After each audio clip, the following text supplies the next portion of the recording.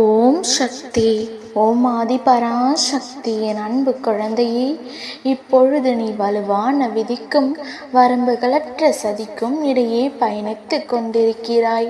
நடக்கும் சூழல்களை எல்லாம் விதியென்று நொந்து கொள்வதா அல்லது அடுத்தவர்களின் சதி என்று எதிர்த்து போராடுவதா என்றே உனக்கு இன்னும் புரியவில்லை.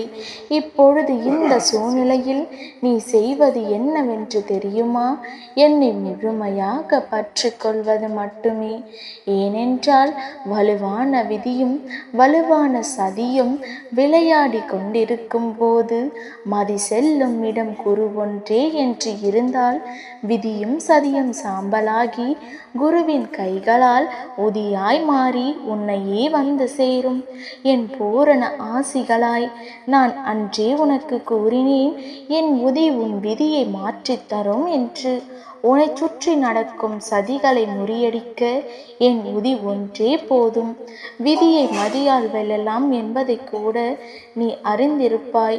எப்படி வெல்வது என்பதை கூறுகிறேன் கேள். விதிர்ப்பங்களான பேச்சுக்களையும் செய்கைகளும் உன் முன்னால் மற்றவர்களால் நடந்து கொண்டிருக்கும். உன்னை எரிச்சலூட்டும், உன்னை கோபப்படுத்தும் விஷயங்களை அடுத்தவர்கள் உன் முன்னால் செய்து கொண்டுதான் இருக்கிறார்கள். அவர்களின் செய்கைகள் உன்னுடைய கோபம், எரிச்சல், வெறுப்பு உச்சத்தில் கொண்டு போய் விடுகிறது. ஆனால் கவலைப்படாதே. உன் மனதில் சில விஷயங்களில் இன்னும் தெளிவு தேவைப்படுகிறது. உன் மனம் பக்குவமடைய வேண்டியதாய் இருக்கிறது. அதை நீ கற்க வேண்டும் என்பதற்கே இத்தனை நிகழ்வுகள். அமைதியாய் சுமூகமான முறையில் ஒரு விஷயத்தை கையாளும் பண்பு என்பது அறிவுடைமை விளக்கும் சிறந்த பண்பு. உனக்கு எதிரான ஸ்ருதிகளும் விதிகளும் எத்தனை நடந்தாலும் முதலில் நீ பதற்றப்படாமல் பயப்படாமல் இரு. எதிர்த்து போராடுவதும் உன் சாமர்த்தியத்தை காட்டுவதும் இரண்டாம் பட்சம். முதலில் எப்படி சுமூகமாக தீர்ப்பது என்பதை யோசி. ஒரு பாத்திரத்தை நீ தண்ணீரில் அழுத்தினால் கீழே செல்வது போல் இருக்கும். ஆனால் 2 மடங்காக மேலோங்கி வந்துவிடும். இதுவே அதை தண்ணீரில் வைத்து அழுத்தாமல் பார். அதில் குறிப்பிட்ட அளவு தண்ணீர் வந்தவுடன் தானாகவே கீழே சென்று விடும். அதுபோலத்தான் உன் சூழ்நிலைகளும் பிரச்சனைகளை பற்றியே கவலைப்பட்டு கொண்டு அதை பற்றியே சிந்தித்து கொண்டு உன் மனதை பாரமாக்கி கொண்டே இருந்தால் நீ எத்தனை அழுத்தம் தருகிறாயோ அத்தனை மடங்கு உன் பிரச்சனைகள் விஸ்வரூபம் எடுத்துவிடும். அதற்கு மாறாக நடப்பதெல்லாம் நடக்கட்டும், நான் பார்த்து கொள்கிறேன் என்று மனதை லேசாக வைத்து கொண்டால் ஒரு கட்டத்தில் உன் பிரச்சனைகள் தானாகவே அமர்ந்துவிடும். இதை புரிந்து கொண்டு செயல்படு. எதை பற்றியும் கவலைப்படாமல் மகிழ்ச்சியாய் இரு. என் குழந்தையே, நாளை நல்லதொரு விடியலில் உன் அம்மா உனக்கு தரும் நல்ல செய்தி. நீ எதிர்பார்க்காத திடீர் திருப்பம் நாளை ஏற்படும். உன் வாழ்க்கையில் அந்த திருப்பம் இருளை நீக்கி வெளிச்சத்தை ஏற்படுத்தும். நம்பிக்கையோடு நாளை எழு. வெற்றி உன்னிடத்தில் வந்து சேரும். இதுவரை எது நடக்கவில்லை என்று கவலைப்பட்டு கொண்டிருந்தாயோ அதற்கான நிகழ்வு நடக்கப் போகிறது. வாழ்க்கையில் சந்தோஷமும் மகிழ்ச்சியும் இரட்டிப்பாக கிடைக்கப் போகிறது. நீ எதிர்பார்த்த அனைத்தும் நடக்கப் போகிறது. துன்பப்பட வேண்டிய அத்தனை விஷயங்களையும் நான் உன்னிடமிருந்து விலக்கிவிட்டேன். மேலும் என் பிள்ளைகளை துன்பப்படச் செய்ய மாட்டேன். சில நேரங்களில் வாழ்க்கையில் தடங்கல்கள் ஏற்படுவது போல இருக்கும். ஆனால் அதை தடைகள் என்று நினைக்கக்கூடாது. வெற்றியின் படிக்கட்டுகள் என்று நினைத்துக்கொள். வாழ்க்கையில் நீ சாதிக்க வேண்டும்.